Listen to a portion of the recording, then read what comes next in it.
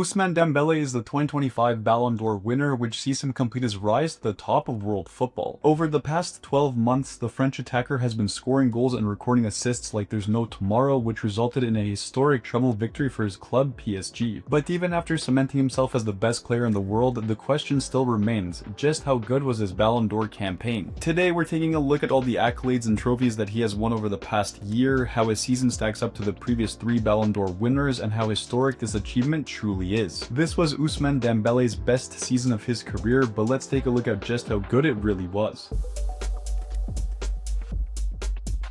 Before we get into the details of Ousmane Dembélé's incredible 2024-25 campaign, let's take a look at the top 3 standings in the Ballon d'Or vote. Coming in at number 3, Portugal and PSG star midfielder Vitinha had an incredible season alongside Dembélé that saw him win the treble as well as the UEFA Nations League. Just above Vitinha in second place is Spain and Barcelona superstar Lamine Yamal, who took home the Copa trophy for a record-breaking second time while also winning the domestic treble with his club last season. These two players had an incredible 2024-25 season, but let's take a deep dive and see why Ousmane Dembélé came out on top in the Ballon d'Or vote. To be able to understand what made this campaign so special, we have to look at both individual statistics and team accomplishments, while also focusing on certain matches that stood out and the entire season as a whole. Starting with the individual accomplishments, Dembélé recorded 33 goals and 13 assists in 49 games for PSG in 2024-25. On top of that, he won Ligue 1, the Coupe de France, and the Trophée des Champions for the second time, while also leading PSG to their first ever Champions League victory. On paper and on the pitch, Ousmane Dembélé achieved everything there was to achieve with PSG from the individual and collective perspective, but let's take a look at some of his best performances from the past season. Using the SofaScore rating as our metric moving forward, Dembélé's best performance in Ligue 1 came in PSG's 3-1 victory over Brest on matchday 4. With 2 goals in 80 minutes of playing time, as well as 5 shots on target, 2 successful dribbles, and a 9.7 SofaScore rating, the French forward did everything he could to lead PSG to a comeback victory over their opponents. In the Coupe de France semi-final versus Dunkirk, Dembélé achieved a perfect 10 SofaScore rating after scoring 2 goals, grabbing 1 assist, and completing all 4 of his attempted dribbles. You would think that this would be the pinnacle of his individual performances, but his showing on matchday 8 in the Champions League was the defining moment of his season. After scoring a hat-trick in PSG's 4-1 victory over Stuttgart, while also recording 3 shots on target and making 3 key passes, Dembélé finished this game with a 9.4 SofaScore rating. These 3 matches were Dembélé's finest in Ligue 1, the Coupe de France, and the Champions League, but his consistency over the course of the entire season was even more impressive. For a player whose career has been riddled with injuries, Dembélé managed to play 49 matches and over 3,000 minutes of football, achieving a 7.77 SofaScore rating over the course of the 2024-25 season. Ousmane Dembélé's Ballon d'Or campaign was highlighted by individual performances and team success, but let's compare his victory to the past 3 Ballon d'Or winners and their achievements on the pitch. The 2024 Ballon d'Or race was one of the closest we've seen in recent years, but Spain and Manchester City midfielder Rodri came away with the trophy in stunning fashion. Rodri finished the 2023-24 season with 9 goals and 13 assists in 50 games for Man City as they won the Premier League but lost in the FA Cup final, followed by a quarter-final exit in the Champions League. Comparing a forward and a defensive midfielder through goals and assists alone isn't fair by any stretch of the imagination, so let's take a closer look at his best performances from his Ballon d'Or winning campaign. His best Premier League performance came on matchday 1 versus Burnley, and with 1 goal, 1 assist, 5 total tackles, and a 9.2 SofaScore rating, he truly did a little bit of everything in this game. His best performance in the FA Cup came in City's 2-0 win over Newcastle in the quarter-finals, where he managed to grab 1 assist, 3 key passes, 1 tackle, and an 8.0 SofaScore rating. And his best performance in the Champions League came on matchday 1 versus Red Star Belgrade with 1 goal, 2 shots on target, 2 tackles, and an 8.5 SofaScore rating. While none of these results may catch your eye right away, Rodri's consistency was truly one of the keys to his success in that season. With 50 games played and over 4,300 minutes registered for his club, he was an anchor in the heart of City's midfield and the heartbeat of the side that went on to be crowned Premier League champions. It's very hard to compare 2 players who play completely different positions on the pitch, but if I had to choose one, I'd give Dembélé's campaign the slight advantage solely based on how much he contributed to PSG's success last season. The 2023 Ballon d'Or race saw Lionel Messi win the award for a record-extending 8th time, becoming the first player to win the award while playing for 3 different clubs. Messi PSG won Liga and the Trophée des Champions while recording 21 goals and assists for PSG, but it was his 7 goals in 7 games for Argentina in their 2022 World Cup victory that solidified his spot at the top of the ranking. Even though his 2023 Ballon d'Or victory came in arguably one of the weaker seasons in his career, he still produced some incredible moments of brilliance on the pitch for both his club and his country. His best performance in Liga saw him register 2 goals and 1 assist in PSG's opening victory versus Clermont, along with 4 shots on target, 4 key passes, and a perfect 10 SofaScore rating. His best performance in the Champions League came in PSG's 7-2 victory over Maccabi Haifa, as he registered 2 goals, 2 assists, 4 key passes, and posted a 9.9 SofaScore rating. And his career-defining performance came in Argentina's penalty victory over France in the World Cup final, where he registered 2 goals, 4 shots on target, a 9.2 SofaScore rating, and above all else, a World Cup title to his name. Messi became the oldest player in the modern era to win the Ballon d'Or at just over 36 years of age, proving that his excellence on the pitch was unlike anything we had ever seen before. With 48 games for club and country and over 4,300 minutes of playing time, Messi's final season in Paris and his defining moment for Argentina cemented his legacy as one of the best players we've ever seen. It is incredibly tough to compare a World Cup victory to a treble-winning season, but when you compare the 2 seasons as a whole, I still think that Dembele's campaign was slightly more impressive than Messi's. The 2022 Ballon d'Or race saw Karim Benzema win the award by a substantial margin, becoming the 5th player in French history to win the award. Benzema won his 4th La Liga title and 5th Champions League title with Real Madrid with 44 goals and 15 assists, while also scoring the winning goal in France's 2021 UEFA Nations League victory. This truly was the best season in the Frenchman's career, and he had some truly memorable performances in almost all the competitions that he played in. His best performance in La Liga came in Real Madrid's matchday 4 victory versus Celta Vigo, and with 3 goals, 1 assist, and a perfect 10 SofaScore rating, this was a vintage Benzema performance for the ages. His best performance of the season came in the round of 16 of the Champions League, and with his 17-minute hat-trick leading Madrid to a comeback victory over PSG, this game cemented his position as a Ballon d'Or favorite. Benzema was ahead of second-place Sadio Mane by 356 points in the final ranking, and his dominance in both Spanish and European football was on full display for everyone to see. With over 3,900 minutes played over the course of 46 matches for Madrid, Benzema was the ultimate goal scorer in European football that season, as he cemented his legacy with a convincing Ballon d'Or win. Benzema's 2022 campaign is the closest to Dembele's 2025 campaign in terms of individual accolades and team achievement, but because he was able to lead his team to the treble, I still give Dembele the slightest advantage. After taking a deep dive into both Dembele's Ballon d'Or campaign as well as the 3 winners before him, what conclusions can we make about the Frenchman's season as a whole? The biggest thing that stands out is how consistent Dembele was in terms of playing time, and considering how injury prone he has been for his entire career, 49 matches of top-flight football is truly incredible for him. The fact that he only missed 2 weeks of the season due to injury after suffering nearly 5 major injuries during his time at Barcelona is a true testament to his strength and resilience. Another key factor to Dembele's Ballon d'Or victory was his ability to fill the hole that Kylian Mbappe left after his move to Real Madrid. With Desiree Doué and Bradley Barcola playing the main striker role, Dembele was able to adapt to a new attacking frontline that truly maximized his abilities and led to goals and assists in almost every match. In my opinion, this was the most dominant and achievement-filled Ballon d'Or campaign since 2020, and it will easily go down as one of the best individual seasons from someone not named Lionel Messi or Cristiano Ronaldo. Ousmane Dembélé truly earned this award after years of heartbreak and suffering, and I'm very excited to see how he performs for PSG in the 2025-26 season. But what did you think of Ousmane Dembele's Ballon d'Or victory? What was your favorite moment from his last season, and do you think he can go back-to-back in 2026? Let me know your thoughts in the comments below. Make sure to leave a like and subscribe for more football content, tier lists, and everything in between, and as always, I'll catch you next time.